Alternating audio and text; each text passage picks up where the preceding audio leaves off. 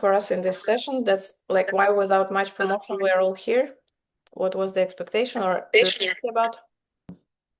Okay, so now we can start. That was very useful for me to read. So the idea of this call, I was curious to see after certain conversation that we're going to have for about an hour, what will be suggestions that you might have for me to come up with a new offer, because I feel like tattooing is already doesn't make me as challenged as I would like it to be. I still enjoy doing it and I will still be doing it. I just want to work more with mindset of people because I also have a license in sexology, so I do a lot of consulting that is related close to very close to psychology. And now, since I opened the studio, it changed so much in my mindset in the last year, like in such a short time, that now I'm much more focused on personal efficiency and productivity and things like that. But it doesn't really click in my mind how to make an offer that combines everything, because I like to talk about the correlation between creativity, sexuality, and entrepreneurship. So those things, they have a lot in common, and we're going to talk a lot today about it, why I view it like that. But at the end of this call, if you get any ideas and suggestions, what you would like to get from me more, like more in detail, what you would like to talk about more precisely and what it could look like, either consultations or it could be some masterclass together with tattoo topics or separate, or you maybe do something completely different than art. And maybe you lack creativity in your otherwise different style of life. So any suggestions like this, feel free to DM me or write it anywhere where I will see it. Maybe like I'm about to post this probably on YouTube, the recording. So in comments there or in DMs, anywhere. And I wanted to start with a little bit of the background, like where I'm coming from, where all my philosophy is built on. So I grew up during 5 years in the forest, and I think you all read the post probably about it, that it was Scandinavian forest. We lived with my parents, we did like a camping, and we lived in the tent inside the like Scandinavian woods. It was very cold and a lot of free time, obviously, to do nothing, to maybe paint and think and reflect. And that was all my activities most of the time. Sometimes it was sunny, like we could tan and spend time more nicely, but otherwise it was just nature and nothing else. So you need to figure out how to entertain yourself. And as a result, I think because of it, partly I became very analytical towards everything around me. And as a consequence, I became very intentional with a lot of things, because psychology and philosophy, they were always my type of interest since then. And as I studied more and more about both of those disciplines, which was during school and after, but more intensely, I started studying psychology over past 25 years old. As I studied it more, I just noticed how much it impacts everything I do in life and everything I have, all my results. And I noticed how people that cannot relate to this experience, not often they are paying so much attention to psychology. And I don't say it's only because of isolation and living in the nature for many years, but just maybe the type of character, the type of mindset, how I view things. But for sure, forest was a big part because there's literally no distractions, nothing to do but to think about stuff and observe nature and life in all its forms. So coming from there, I was at the same time pretty well adapted to the society, because whenever we would come back to the city, I was always good at all the studies in all kinds of schools, and I was curious about different topics, art, languages, philosophy, psychology, cultures, and so on. The only bad part that I had trouble with is history, because I don't really like the interpretation of people of what happened. I don't know if I can trust it very much. So somehow I had resistance to history. Love, please, a little less motion because I need to focus, okay? You're very intense today. So what I noticed in connection between creativity, entrepreneurship, and sexuality is that all of those things, they have in common agency and power. And there's many definitions that you will find of what agency is, what power is. Especially about power, there's many books and many different definitions. To me, power is, first of all, is a responsibility. And if anybody of you already did therapy, you would know that responsibility is a key point where all the psychotherapists, they focus on, especially in cognitive behavioral therapy and similar approaches that are very science-based. They figure that the more responsible the person feels for every action that they do in their life, or even every event that happens to them, the more agency they will feel, so the more control they will have over their life and their emotions about certain situations, and overall their status, their mindset, and their actions. Because first comes the state of mind, because whenever we are in love or anything is altered, our chemistry is altered in the brain, something is different, we're excited about something new, or we are upset and depressed about something. Whenever our emotional state changes, all the perspective on different things changes, all opinions change. So first comes the state of mind. This is something very essential that people have to focus on if they struggle with it, with mental health. That comes first. Once you are good with your emotional or hormonal state and you're feeling balanced, from there it's easier to work on your outlook on life and your story that you talk to yourself about yourself. So your paradigm, your narrative. And only after you fix that one, then it comes to actions and strategy. So sometimes people decide to go to gym every day and they never commit to it and they never follow through. And it's not because they are lazy or they didn't decide enough. It's because they didn't work on their state of mind first and they didn't work on their narrative about who they are first. So actions and outcomes, they will not change unless the first two things are worked on and are aligned and are on the same page with one another. And in my opinion, also productivity doesn't even mean doing more things. I think the key difference with in which case people would feel more happy about their life and satisfied overall is when they address productivity as something that is more intentional spending of your energy. So basically you just focus where you direct your energy and you're very intentional and aware of this. And your every choice can be explained by your trajectory and being aware of your values, being aware of where you're moving and what you want to achieve, your purpose, and so on. And I noticed that many people struggle with it. And that's why I started to draw my attention to it, that the more I help people in sexual topics to work on their awareness in sexual life or their interaction in relationships, psychology related to interpersonal interactions, and at the same time, the more I help people develop their artistic skills or their creativity, the more all of them start to show signs of dissatisfaction in some other areas. And I noticed that at the end, it's all tied together by agency and power. And to me, power is first is responsibility, as I said, and second part is the speed, meaning that if you decided that something will be beneficial for you to get done and there is no arguments against it, it needs to be done immediately. And the less the time is between your decision and your action towards it, the more power you will have. Because if somebody, for example, works in sales and they make 7 hours to seven calls to clients in 1 hour, and at the same time there's another person in sales who will make 20 calls in 1 hour, the 7 calls person will be maybe like reflecting on how they should do it or being worried about how it will go, like playing in their head all the scenarios, maybe making coffee instead of calling to kind of procrastinate, distract themselves and feel like they're preparing. And another person will be quick to action because they worked on their mindset, they worked on their state of mind, they worked on their story about themselves, and they're very agreeing, like they're in a alignment with what they're about to do. They have less resistance, they will be more efficient, they will make, let's say, 20-50 calls in the same hour and the other person will do 7. And it means that the faster you act on some decisions or ideas, the more time you basically win. So we all have the same resource, same amount of time, but what we do with it is different. And so the faster you act on things, the more intense your hour will become and the more you can get done.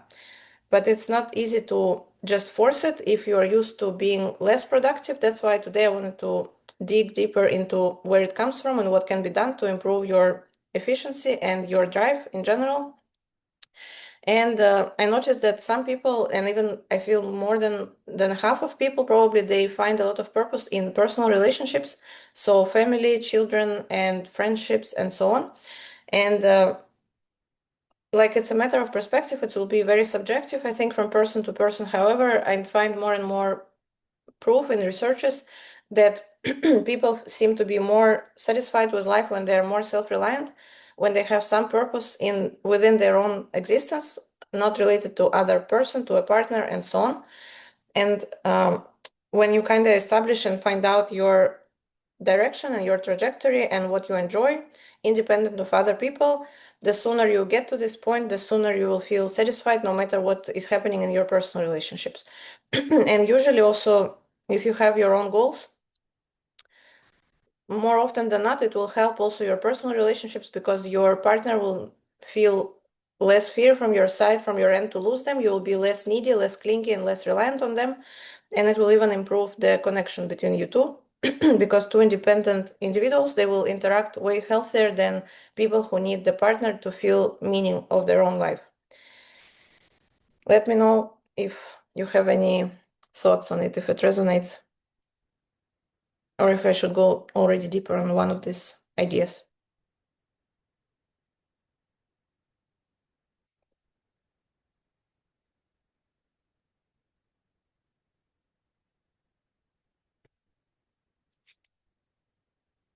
Hi.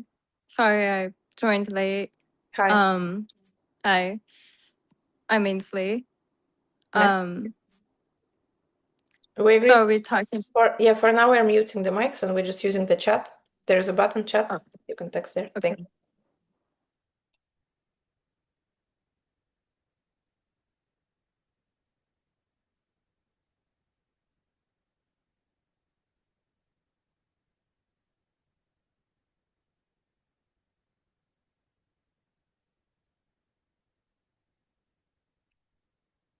Thank you, Andrew. That's what I see often in people.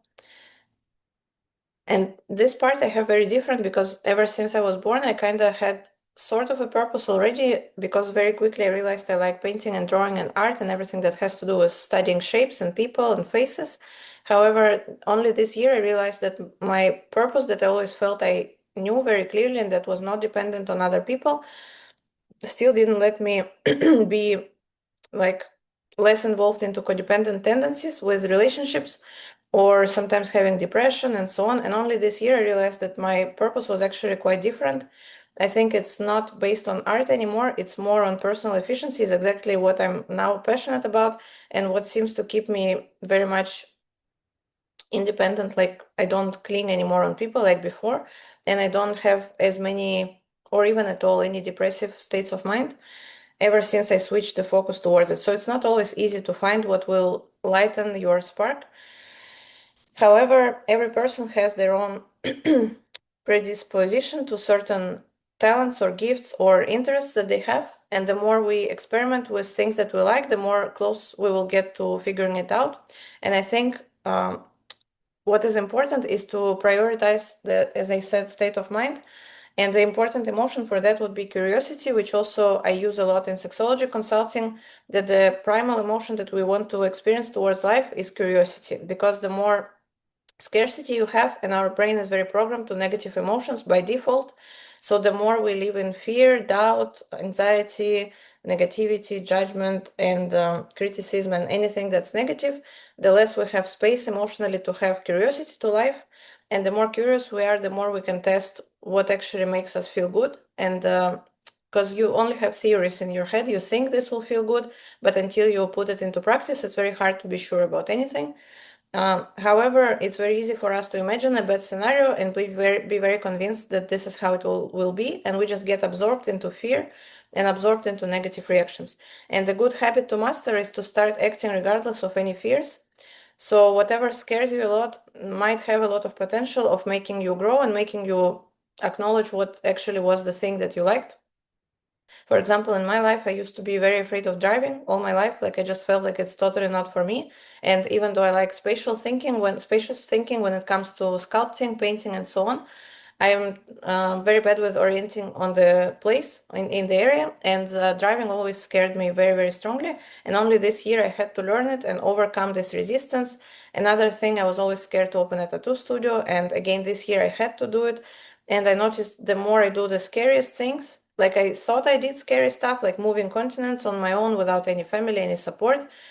I thought it was scary, and I thought art was the point of all this, but at the end I see that it was not that at all. I had to do exactly that, what was scaring me so much that I was denying that I even will ever need it. So acting regardless of fear. And another thing that helped me this year to feel way more centered and more happy with how things go, even when life is hard and very full of responsibilities and tasks, is that I became more aligned with my values. And from here, I will give the first advice that I could give that is practical is to make the core values exercise. I will type it in the chat. Yeah, first steps, exactly. So this is exactly the first step. I would do core values chart.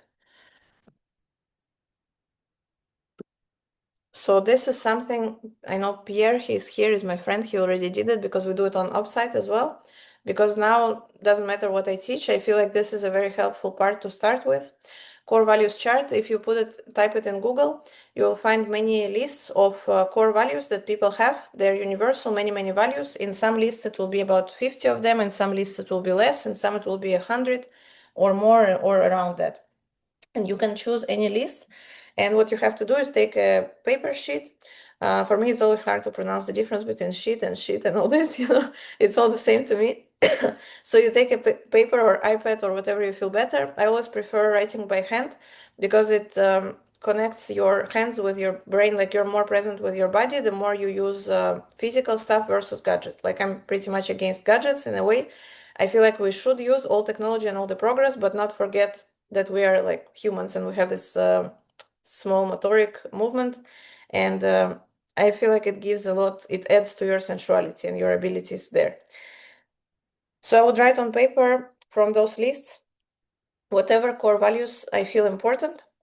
Maybe it will be 20 of them, maybe everybody will have different lists, maybe 25, 15, doesn't matter. Whatever resonates with you, you write them down because it will be just easier to name them seeing this list. You go through the list, you write down the important ones, and then from the 20 that you wrote down, you choose 10 that are the most important, and you write down again the 10. Then you think a little bit about it and you choose from the 10 top 5. And then within the 5, you organize number 1, number 2, number 3, 4, and the less important one from the 5. And once you figured out the 5 core values, that will be your main values. And usually they don't change that much during the lifetime. So they will be something stable that you will usually have about the same. It might differ in different situations, like work environment might be a little bit different and personal life will be a little bit different. Still, there will be majority of core values matching between all the areas. And once you know them, it's very easy to promote your own business, to promote whatever you want to do, to identify your goals, to understand more clearly where you're drawn to, and to select people around you. And it's very important once you understand those values to also realize to prepare yourself to discovering the exact purpose, if that is what you struggle with, is to prepare yourself with the fact that to get something, people always need to give something. So we need to master the balance of giving and receiving. And I know many people struggle with people pleasing by birth. Like you probably know the concept where you do a lot of things for others and you kind of overstep yourself in order to get validation or approval or different other bonuses that you have. Maybe you're unaware of them, but this is just like a habit pattern from childhood that some people adapt either from parents or just from family system. So people pleasing would be one extreme and being egotistic would be another extreme. And we want to actually master the balance. And it means that whenever we want to get something, like let's say next level of how we live, how satisfied we are with life, we want to just improve and start feeling better overall.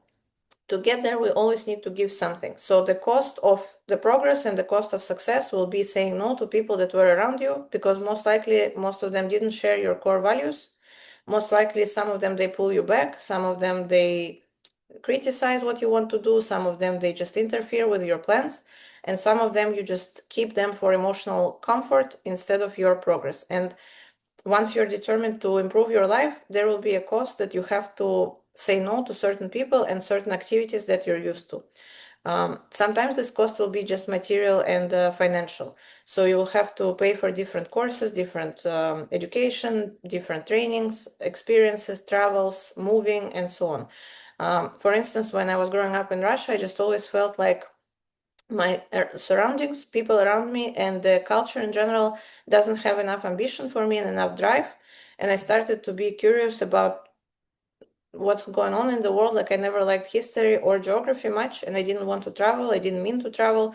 But as soon as tattooing started progressing very easily for me, I got many invitations to different countries. And of course, I was interested and I started traveling.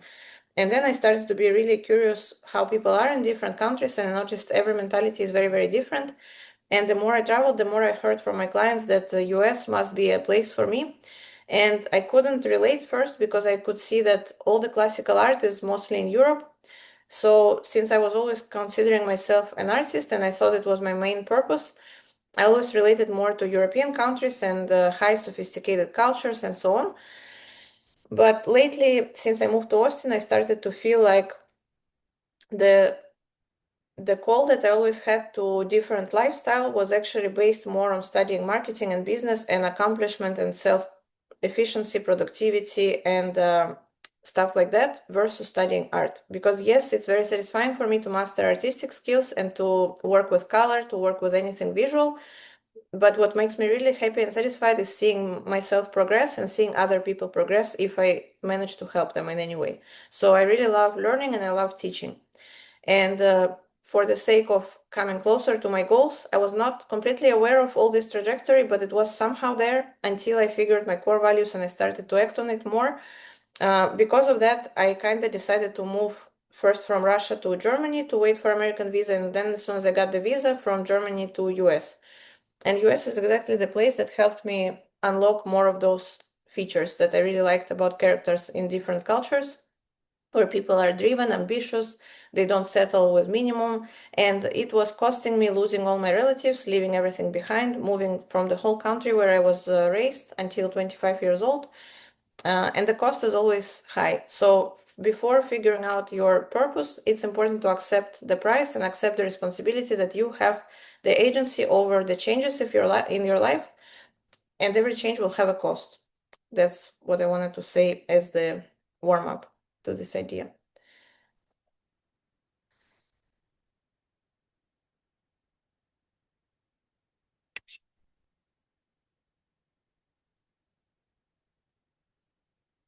So that was the first advice that I would give practical is the core values chart.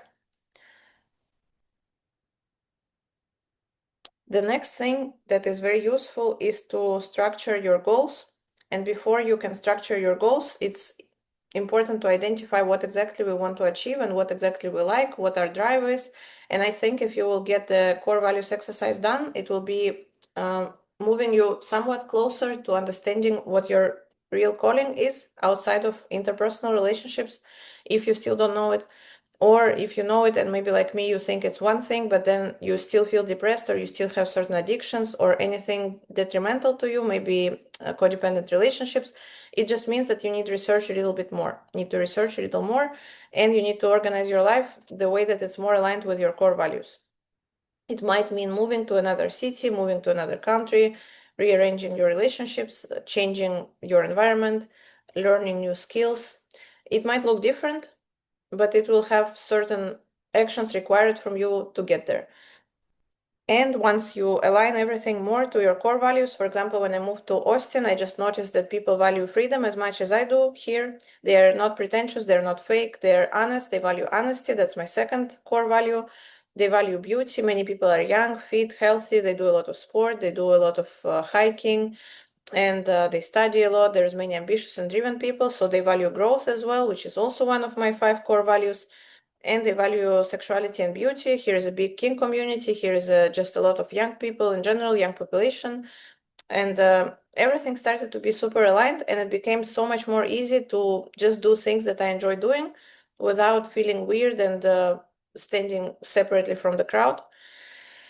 Like I just started to feel way more support. And I always had this idea that it's important to become more aligned with what you value, but it was never that intentional and that clear to me as it became, let's say, in the last year.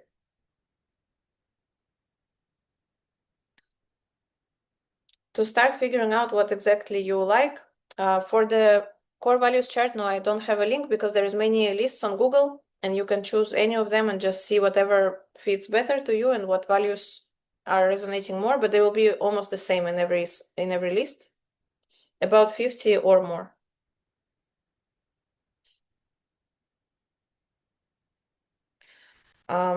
I know that many people, they often experience anxiety. Can you please put a plus in the chat if you have it often, if you notice it often, or maybe you get medication against it?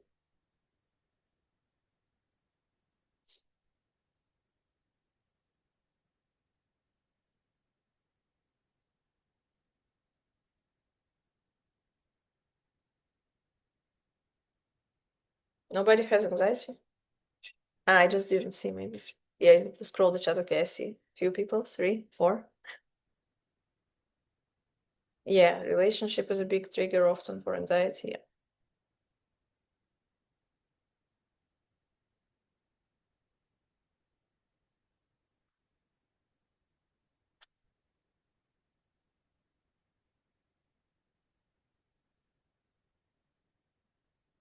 So I recently came to a realization that was interesting that I read in some books, plus my own reflection on things. I noticed that whenever you do something that makes you experience a flow state, you have no capacity to experience fear at the same time.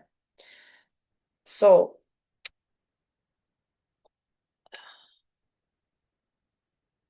sorry, I was distracted by the chat. Yeah, so how to experience the flow state? Maybe not everybody experiences it. Ideally, what I think helps to not have addictions in life and dependencies on chemical support, especially, is finding what really, let's say, turns you on, but not in sexual way, but in a aliveness way, what makes you happy and what gives you joy. And usually the best thing would be is to combine what you like doing with your job. Like there are some people that say you need to go to your job and just be disciplined and just do your thing to make money to actually do what you like. I'm completely against this idea because it's a recipe for a burnout and depression, in my opinion, or cancer. If not one, then another. So ideally, we want to match what we're most busy with and what we spend the most time on with what we like to do. To discover what you like to do, it's important to take small steps because not for everyone it comes easily. For example, every other minute asking yourself, what do I want to eat? What do I want to do right now? Do I want this or do I want that? How do I want to be touched by my partner? How do I want to touch my partner?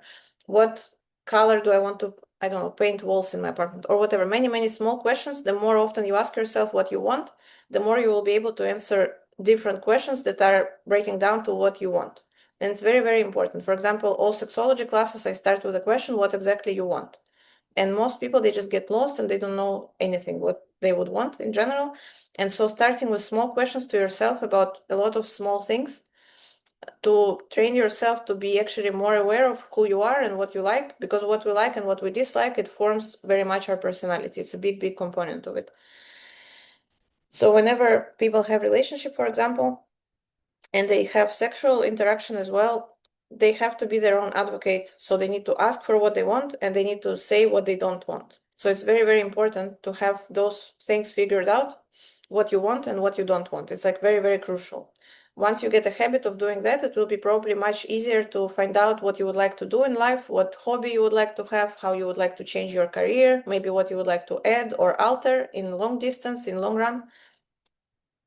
And this way you will figure out your potential and what exactly you could achieve. Because I think deep inside all of you, you know that you have deeper potential and more things going for you in some parallel universe where you just apply your energy better. And that's why you're all here.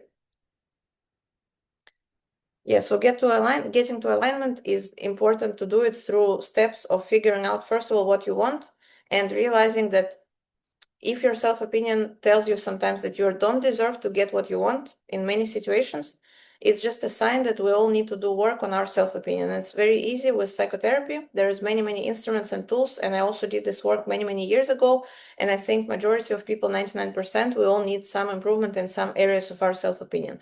But the self-opinion will determine outcome in all areas of our life, personal life, work life, friendships, and anything you can imagine, health, even everything. Self-opinion is very important. For example, if you're eating lunch and you don't want to finish your food, probably your parents always told you that there are children in Africa and stuff like that, and that you have to finish your food. And if you still go with this installation, or I'm not sure how to call it, with this belief, then what you do, first you ignore maybe the sign that you got full and you don't want to eat anymore. So you disrespect signals of your body, and your body knows a lot that you don't know, that you're unaware of. First you ignore that, and then whenever you put food on top of your stomach feeling full, you're basically using your body as a trash can, is what you do. So it's very important to start noticing who you are, what your body is, that you deserve everything that you want and you can imagine. Because whatever you can imagine for yourself, it just means that you have potential to get there. You just need to get rid of the noise that stops you, get rid of distractions, be more focused. And in the beginning, many of you wrote that you think that I have discipline. I have a little bit different perspective on it. So to get there, let's start with 3 components that we have that is good to work on to get to your goals. First will be the body, which is very crucial, especially if people don't do psychotherapy. I know that many people are not even aware of this, but most likely you heard it somewhere anyways. The amount of hours that you get to sleep a night determines very much your outlook, because we were talking, the mindset comes after your mental state. So first you figure out your mental state, which means you sleep enough, you take care of your body, you hydrate, you eat enough, you take care of what kind of food you eat, you don't overeat when you're full, you track your signals of the body in terms of hunger and fulfillment. And then you also have to rearrange your dopamine system, because how we trigger dopamine in ourselves, if we binge watch TV shows, if we smoke, if we drink, if we do drugs, if we do codependent relationships, if we're sex addicted, or masturbation, or any kind of easy dopamine, or even scrolling excessively very long and without any purpose or any advantage, this is us destabilizing our dopamine reward system, and it gets used to easy gratification versus healthy, balanced functioning, which I believe it happens whenever people are aware of their dreams and goals and they're dedicated to achieving them because they believe in themselves. So they worked on their self-opinion, they worked on their awareness, they figured out what they like and what they want and what they don't want. It's very important as well. And once you have this clear picture of where you're going and what you want to get and what is not it, you just learn to say no to things that are not it, because your vision is so clear that's the only thing you want to do and have. And this drive, to me, feels way, way stronger than any drugs. I feel way better than on any drugs. And I used to have sex addiction and not even that anymore. As soon as I figured my values and I aligned my environment with it and my behavior, my life, the structure of it, I lost all of the dependencies at the moment, and it feels amazing. And I think that whenever people have addiction to substances, it comes, of course, for different reasons. That's why psychiatry exists and psychotherapists have the job, because they all figure out the reasons of why people develop addictions. And I don't think it's very much genetically predispositioned. Of course, there is a component of it. However, in many families with addictive relatives, there is children that have addiction and that don't have addiction. So it has to do more with your own character and your own vision on things and your upbringing, in my opinion. And one interesting thing that I noticed and read also is that whenever you walk in the street and you feel thirsty, most likely you will go and buy water, right? Or you will find water somewhere. So you respect the signal of your body telling you that you are thirsty and you need water. However, when we have sexual fantasies, we completely disregard whatever our body is trying to tell us. Because if we get an image in our head that we want chocolate, it doesn't mean that we want chocolate. It means that we are lacking glucose for brain to process information more easily. So we are overwhelmed, we are overstimulated, we are lacking focus, and we just want external help. We're lacking glucose, basically. And the brain will give us the easy image that it knows, such as chocolate or a cookie or whatever. And the same happens in sexual life. If you have fantasies about crazy orgies, it doesn't mean that you want to do crazy things and risk your health and do anything like destroying your family or anything like that. It signals that you have certain needs that are not met, and you need to figure out ways how to meet it. And I think that the more you are befriended with your sexuality, the less addiction you will have, because you naturally get dopamine in the most normal way already from just being in balance with your own psychological functioning. Because it doesn't matter what you do externally, it matters a lot how you accept yourself. Because all the shame that society puts on sexuality, I think, is doing a very bad thing on us, on top of us being put in the cage of the apartment. Like when I grew up in the forest, I noticed that the brain constantly processes movement of the leaves, the wind impacting certain lighting and colors, and it's constantly processing tons of information, looking for predators, probably this primitive part of the brain. It's constantly busy. You don't even have capacity to overthink because you're constantly busy on some level of your brain. When you're in the apartment with white walls, I think it drives us crazy completely. Because in society, we're very in a natural environment. For example, I have now these bearded dragons, the lizards, and some people, they have very different advice on how to maintain them. And some people say you need to put sand once they reach certain age. You put sand on the ground of the cage. And in some resources, I see now that more and more was the name of the doctor, the veterinarian. More and more of these doctors, the exotic veterinarians, they say that you're not supposed to put sand for agamas, these bearded dragons who live in the cage, because when they live in the cage, they're so bored that they start eating sand. And in wildlife, they never eat sand. And I feel like that's basically what happens to our brain. When we're bored, we start overthinking, we start being anxious, we start being dramatic, being whatever way, just not focused on what we really want to do. And so from this, we were trying to come to the flow state idea. First was the body, important component, to figure out the body, what we want, what it wants. Does it want to eat? Does it want to drink? How the fulfillment mechanism, how attentive we are to it, how attentive we are to our sexual needs, what do we do about them? Do we neglect them? Do we suppress them? Do we ever talk about them with a partner? How we act on it, and how satisfied we feel in this area, because still every couples therapist will confirm that if sex is dead in a couple, the couple doesn't have a good future probably. The couple might stay together based on toxic dynamics, yes, based on codependency, based on carbon triangle, drama triangle communication, where there is somebody blaming somebody, somebody always being a victim, and such inadequate dynamic will hold people for centuries and many, many years. That's possible. But if we want to come to a fulfilled life without any psychosomatic disease, without any dissatisfaction, and being fulfilled without addictions, I would say we need to address the honest reality about ourselves and our wants and needs, and our libido as well, and just the body in general. Very crucial is to get enough sleep, especially for women. Women need more sleep than men biologically, and like just for recovery. So me on 3 hours of sleep and me on 10 hours of sleep are two different people, for example. Probably once you'll start paying more attention, you'll notice the same thing. So I would say primarily we need a lot of sleep, and I always prioritize sleep wherever I go, whatever I do, like as much as I can, I always try to get enough sleep, because otherwise I basically will not get anywhere in life if I'm constantly destabilized emotionally. Because as we said, your story, your narrative that you tell yourself about yourself, who you are, it's based on how you feel emotionally first. And then from this story comes your strategy and your actions and your choices. So we worked on the body, then comes the mind. For the mind, it's important to determine the focus, priority, and structure. And I feel like that's a big struggle for many people. And I think what helps to choose the focus is probably figuring out what the flow state means and what gives you the flow state. So flow state is when you're focused on something that much that you're unable to think about anything negative, you're fully consumed by what you're doing, and you're experiencing certain joy and satisfaction from your activity. For many people, it will be sex. For some people, even sex doesn't make them grounded and doesn't make them present in the moment. And in this case, for example, people who work as a dominatrix or doms, men, women, doesn't matter, they say that the session doesn't start when the person walks into the room. The session starts when the person arrives into their body. So as long as they keep overthinking about how their kids went to school, how this happened, how that happened, will it be scary, will it be painful, as long as they overthink in their head instead of being present fully with the dominatrix, the session doesn't even start, and they did a bad job on both ends.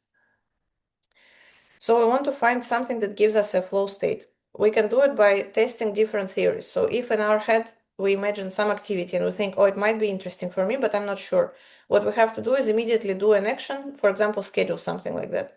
We need to do something immediately to put it into test. And the more we test in life, which we're supposed to do usually when we are in adolescence, we need to experiment and test. That's why school gives us variety of subjects. We need to test what exactly gives us more joy and more pleasure. For example, in my case, I used to experience flow state from painting and tattooing. And recently, a few years ago, I would say actually many years already ago, tattooing doesn't feel anymore like a flow state to me. I still enjoy it, but it doesn't fully consume me. And the solution to that was, first I started teaching, then I started to challenge myself with live portraits, like putting the model posing for the tattoo, which nobody ever did, like doing more and more difficult stuff. And every new live portrait is more challenged with something else. But even that is no longer enough. Like I just did this live portrait in a hotel room in Mexico. It took me 15 minutes to sketch the face with marker and 4 hours to tattoo. It doesn't keep my attention whatsoever. It's very easy at this point. And what I learned recently was very interesting, is that the flow state is mathematically explained or psychologically explained by you doing something that's 5% above your capacity. 4 or 5%, I don't remember exactly. Because if we do something that's under 4% of our capacity, over our capacity, we will be bored, like I feel, was something that's under challenging for me. And if we do something with over 5% of over our capacity, so too challenging, that might demotivate us because it doesn't give enough gratification from the result. So the perfect flow state is about 5% above what you're capable of right now and what you're comfortable with. So you need to be a little bit above the comfort zone, always. In order to grow, you need to feel scared and still act on it, and still do something that's more than what you could do before. And this needs to become a habit. And I think Atomic Habits is an amazing book. Maybe many of you already read it. Yeah, I found it pretty helpful. I had moments where I disagreed with it, but majority of the book is very, very useful, very cool. So yeah, I would start with implementing the habit of doing things that are uncomfortable, about 5% above our capacity. On a daily basis, just find one thing. For example, you like to smoke, challenge yourself with either stop smoking or smoke twice less, or do something that will help you a lot, or go to a therapist and figure out why you smoke, why your anxiety comes, what exactly you're trying to distract yourself from. Because any addiction is based on something that is out of balance, something that is out of your alignment, something that doesn't go your way. And again, speaking of power and satisfaction from life, I believe that the more ethical power we expose on the world, the more happy we feel. And to expose power, we need to learn responsibility. So for example, if this convention in Mexico, maybe you read the post, many of you, that it went very wrong and it was disorganized and was very bad, the convention itself, so I had to leave it and work in the hotel. So in every situation, I have to train myself to see my part and take responsibility. And instead of being very upset, saying that I made a mistake by trusting people that had no reference for me, they didn't refer any of my friends being their friends or any connection at all to any serious like game players in the industry.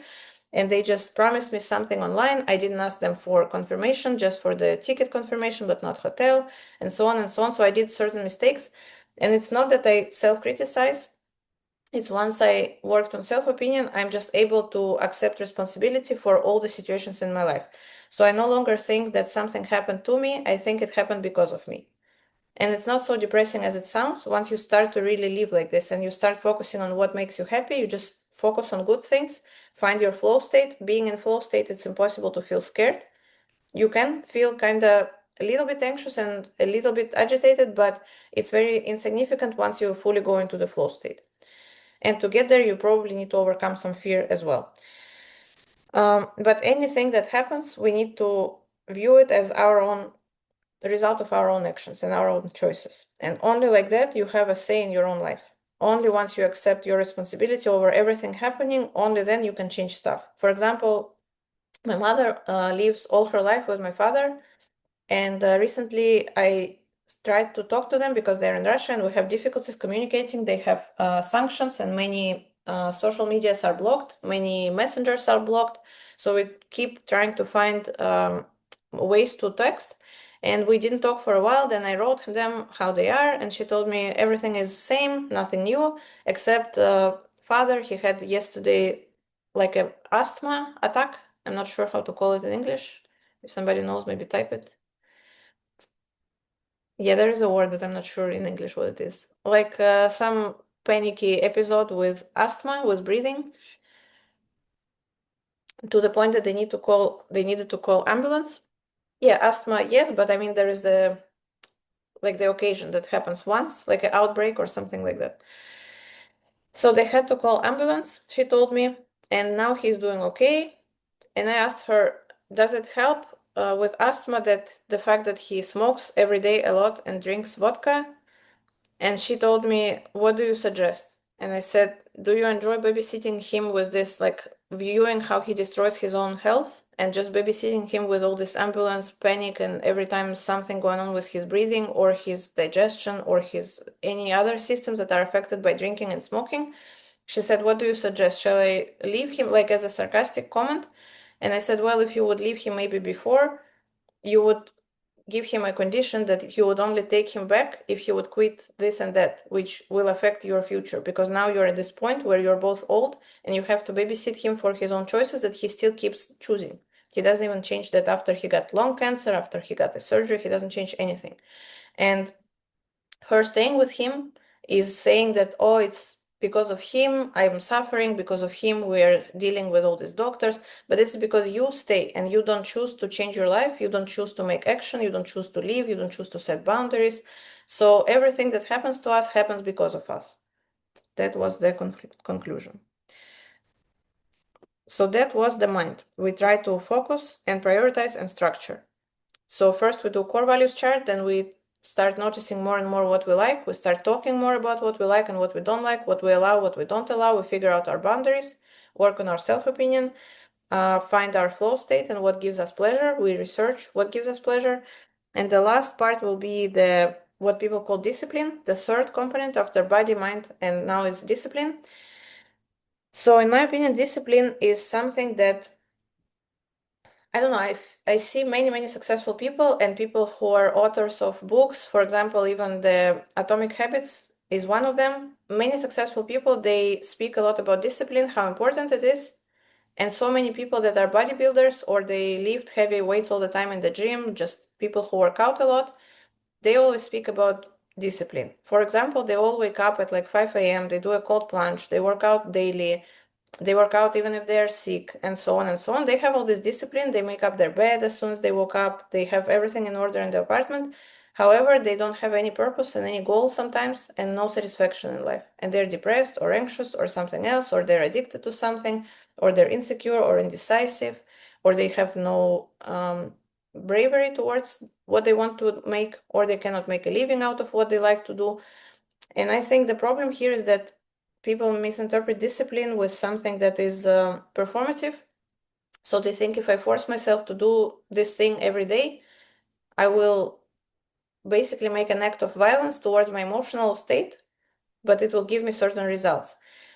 In my head, I see it very differently. I think that if I have a very clear picture of what I want to get, I will be burning so much with this idea. I will be so passionate about it that it will be super easy for me to say no to everything else and to say yes to everything that will help me and will promote this lifestyle for me. So if I come home and I want to scroll Instagram or TikTok to rest because I had a long day and I just want to rest and I don't watch TV, I don't have TV, I don't have a partner at home, I live by myself, I want to rest, maybe you're scrolling.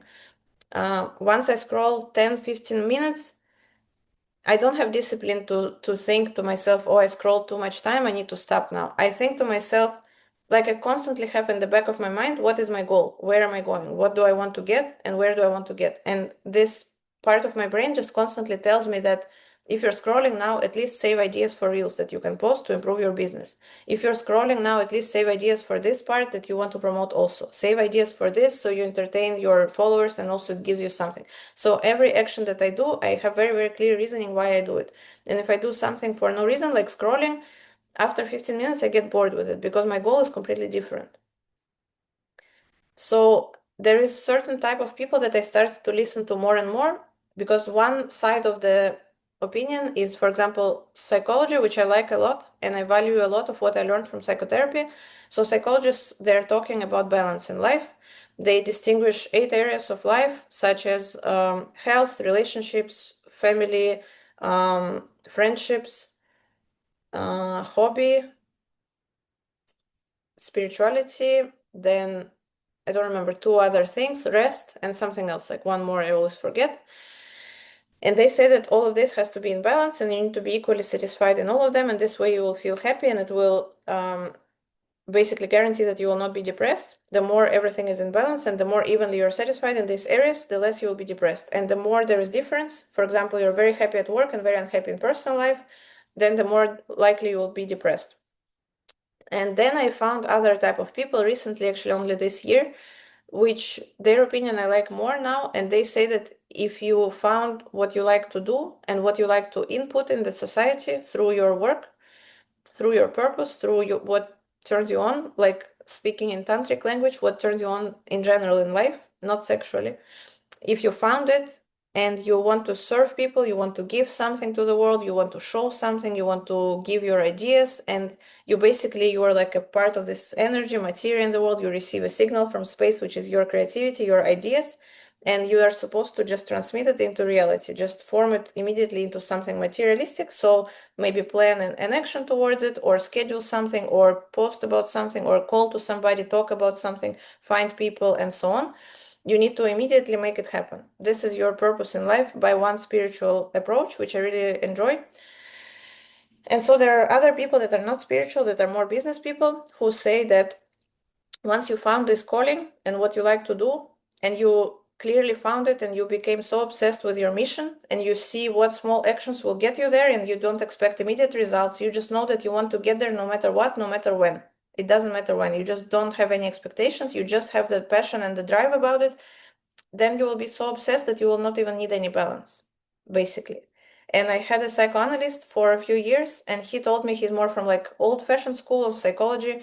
He told me now it's accepted in science to say that the person lives a fulfilling life if they realize themselves in their career, but they don't have a family. So now it's equally good, because society used to be very like family oriented, patriarchal, because religion is surviving easier like this. It's easier to manipulate people like that. The taxes are easier. Everything is easier when people build like families and small groups like that. However, now they accept in psychology that people that have a lot of purpose and they feel burning with their ideas, they're happy about what they're doing in life, they're actually not any less happy than people in families. In fact, even opposite, because more than 50% of marriages end in divorce pretty quickly. And more than 75% of marriages that claim themselves monogamous are cheating. At least this is what is known. Probably even more people, because we are by nature, we're not even monogamous. And one psychologist that I also like, he says that compromise is a way to cancer. And it's arguable, but I really like this idea as well, because I really like to do things my way, and I feel very happy. And I try to not hurt anyone. I have empathy to people. I respect myself, so I'm respectful to others. But I really question the concept of having a child and having a husband and all this thing, versus when I do art or I do self-improvement, anything related to, I don't know, entrepreneurship that I just started like getting into, anything that just gives me this drive, I just feel incredibly happy. And then it also gives me motivation and energy to go and accomplish things in other areas, to be more assertive in my personal life, to be more consistent in the gym. So I look for motivation and discipline in the clear vision of what I need and where I'm going, and removing distraction just by logical choices, versus having a discipline where I force myself to wake up at 5 a.m. when I hate waking up at 5 a.m. I just don't understand why I need to rape my own organism for that.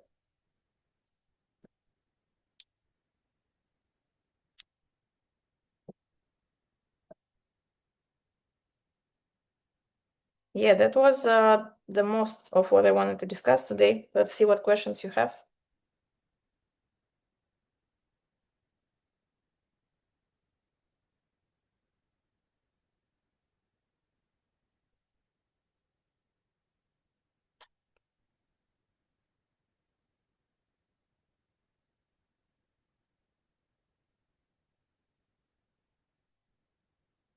Regarding core values, by the way, I noticed that even on business seminars, that's how people teach, that's how people choose their collective and their team in like big corporate, very successful enterprises.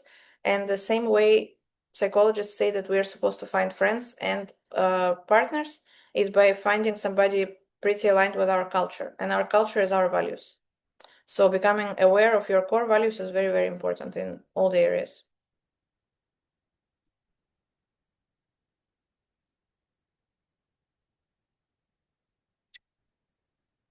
No questions.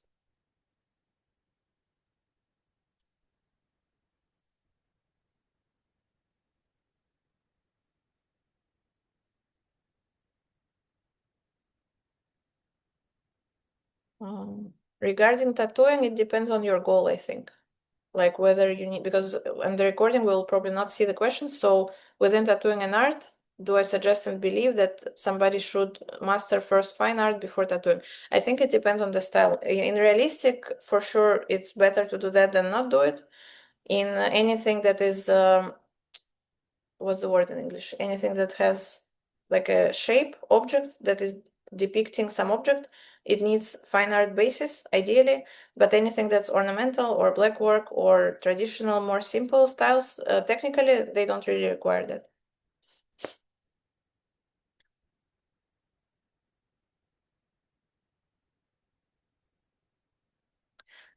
Is it important to practice things that you don't necessarily want to do, but you could get some experience from it? I spent 1 year and a lot of money in one university just for the fuck of it, just because I was curious to get a skill from there and learn from there. And I just spent a lot of money and a lot of time showing up at 8 a.m. when I hate waking up in the middle of my night to the study fashion design. I did 1 year. I was almost sure that I will never work in it, but I was curious, maybe I would. And I spent 1 year and I will never regret it because I learned to take responsibility for every choice and understand that if my brain chose it at that moment, I trust my intuition a lot and understand that it means I needed something. And I think it taught me a little bit about business in general, and it taught me about how other industries function outside of tattooing, because tattooing is very underground and very recent industry. Regarding the business aspect, it's very new and very unorganized. And it gave me a lot of information. Plus, studying fashion designers gives a lot of inspiration because some of them are crazy creative, like Alexander McQueen. They're insane. And you get so much energy just watching from it. So I'm just geeking out on getting things that charge me with energy. I just look for things that give me inspiration. And I think I can notice it because I'm very, very attuned to my subconsciousness. And I think it might have to do with the forest thing because I was very, very away from social programming whatsoever. But it's possible to like dissolve layer by layer of all those programs because we think we want something, but in fact, we only want it because our mom told us when we were 5 years old, and now we never questioned it ever since. And at the end, we don't even want it, but we think we want it. It's very often the case. So it's just intentional, daily, small practices to notice what you really want and what you really feel about everything. So emotion chart wheel, for example, also helps where you learn all the names of all the emotions and you start practicing, noticing better what exactly emotion you feel. And emotions are indicators of what we like or what we dislike or where our boundaries are crossed. However, sometimes we need to ignore emotions and we need to master ignoring emotions in order to get somewhere we want. That's why understanding your mission is way more important than being a slave to your emotional state. However, your emotional balance goes first, but doesn't mean that every emotion you feel, you need to trust it and act on it.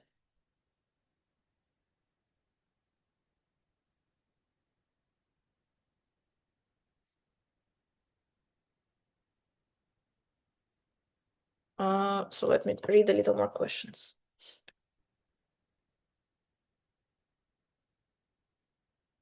I didn't understand the message about natural barrier. I don't see what is the beginning of it.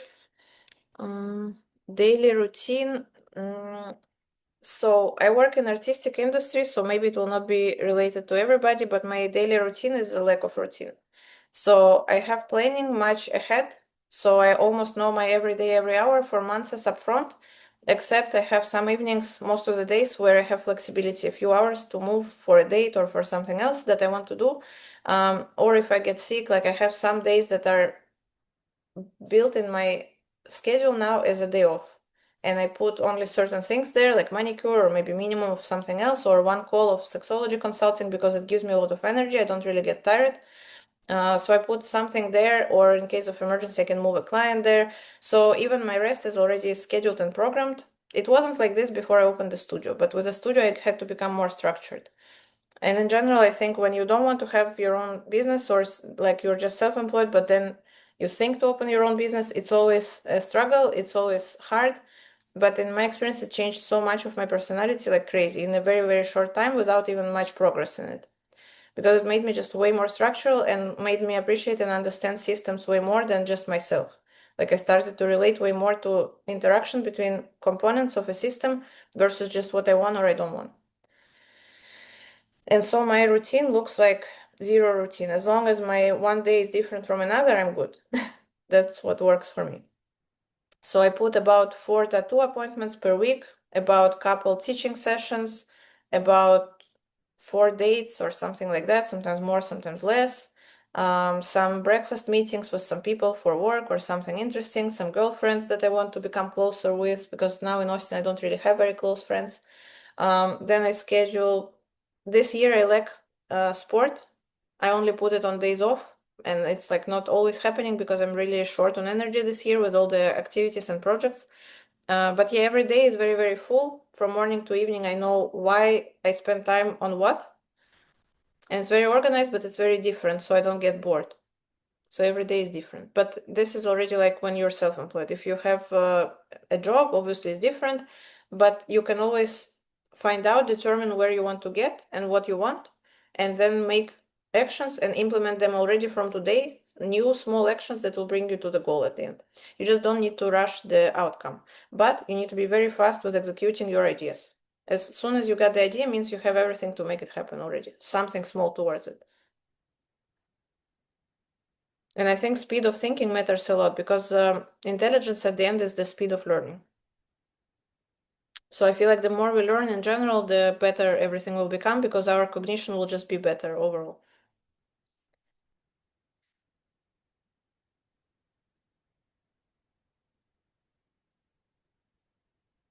How do you override emotional state to go where you want to go? So I studied emotional functioning of humans very, very long with psychologists and with philosophy. I studied it very long to understand, to have navigation better, because first I didn't understand other people, I didn't understand myself. It was very chaotic and messy, as in most families. When you grow up, you don't understand nothing. You're not skilled or equipped whatsoever to understand your emotions or your needs or anything. But with studying, it's possible to get answers to those questions, and it gives a lot of structure and clarity. And so now, whenever I have emotional, like, strong disbalance, I know what I need to do to become better. Or if I'm at the point like I was 4 years ago in New York or 3 years ago, where I'm way too low, I really support psychiatric help in these cases when you feel like you cannot make it by yourself, or you're already at the point where it's way, way too low and you need help. Then psychiatric medication really made wonders for me and pushed me to the place where I was much more efficient with my psychotherapy because I became just way more brave. Like it made me way more stress resistant and less anxious. And I didn't even realize my anxiety before medications, before I had the complete burnout and complete breakdown. But when I became aware of it, they prescribed me meds for that, and immediately, like, life-changing, the medication helped very well. And I don't know if I would ever open a studio, learn driving, and change all my perspective and be more aligned, more happy, and less like sexual addiction and all these benefits if I would never use medication. Maybe it was good that I got depressed that time. Maybe it was good. But then if you can without meds, there's many ways that psychotherapists would teach you, or you can find videos on YouTube, anything related to self-care. So finding things that make you feel more relaxed. It might be meditation or a hot bath, massage.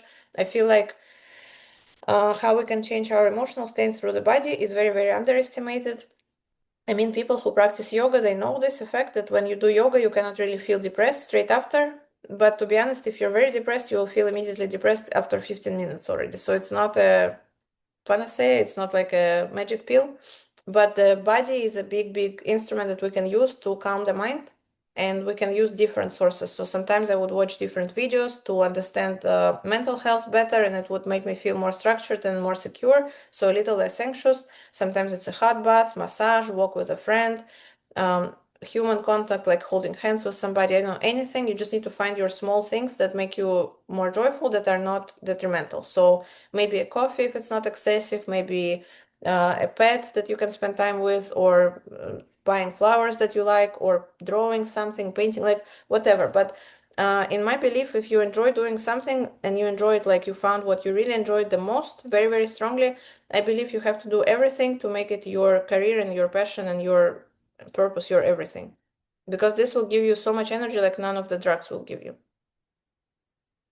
Yeah, I see that Ben is agreeing. So let's see what else was the questions.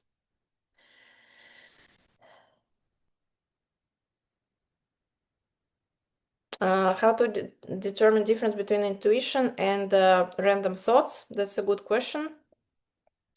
I think when it's intuition, it's a little bit more emotional. You rely a little bit more on your emotions, and usually they feel positive. Because if you have a bad emotion, most likely it's an anxious thought. If you have a good emotion, this is your intuition telling you that you will most likely enjoy this thing that you think about. I think it's probably that, but for sure what helps is again a lot of psychotherapy. Nothing happens like this very easily, everything needs work. A lot of therapy will teach you to understand what are your thoughts, to observe them, to trust them or not trust them based on your decisions and values and your plan and so on. versus intuition. I mean, intuition probably is not studied very well, and it's something that probably more artists would be able to talk about. But I feel like art, all we do in art is experiment also. You think, oh, maybe this will look cool, and then you go and paint it, or you go and sculpt it, or you go and sketch it. You do something to test the theory, if you like it or not, if other people like it or not, how it affects the perception of people visually. So any art is basically curiosity to test the theory. And once you do it, you are interacting with your intuition, basically. You got an idea, this is your intuition. You made it happen, this is you testing your intuition, how good it was. And then the more you trust your intuition, the more you become skillful at it. And I can give you a dirty example. For instance, when I have, I don't know, sex with somebody, I feel certain urge or impulse or some intuition comes into my mind. I feel like I want this to be done right now, maybe like a slap or something very, very particular. And I verbalize it, I ask the partner to do it, and immediately it gives me like the, what's the appropriate word for that? You know, the the climax, yeah. So somehow my intuition is already at this level that it's like seconds, like this. I get the idea, I say it, it happens, immediately it's done. Very easy. And I never feel sure that it will be like that, but it always works. Because I practice with my intuition all the time. And I feel like it's different from thoughts in a way that, yes, thoughts, they will usually give you anxiety and depression because brain is programmed like this to be negative. So I feel like subconsciousness that has your drive, passion, your emotions, and your intuition is way more smart than your thoughts most of the time. But your thoughts, they help you channel everything and control and say no to things in order to get to where your passion drives you. But studying emotions for sure helps. Understanding how like brain is built according to psychology, to contemporary knowledge of science, I think it helps a lot.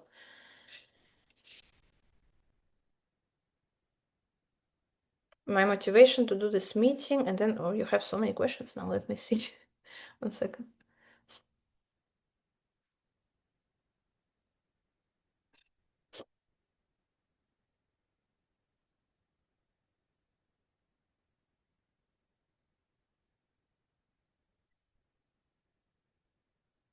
Okay, so the main question that I didn't answer, my motivation to do this meeting, it was to test the waters because this is something I want to dedicate my time way more to versus art, because I really enjoy watching other people change their life, change their mindset, and achieve different results and be more satisfied. I don't know, it gives me way more pleasure than even art.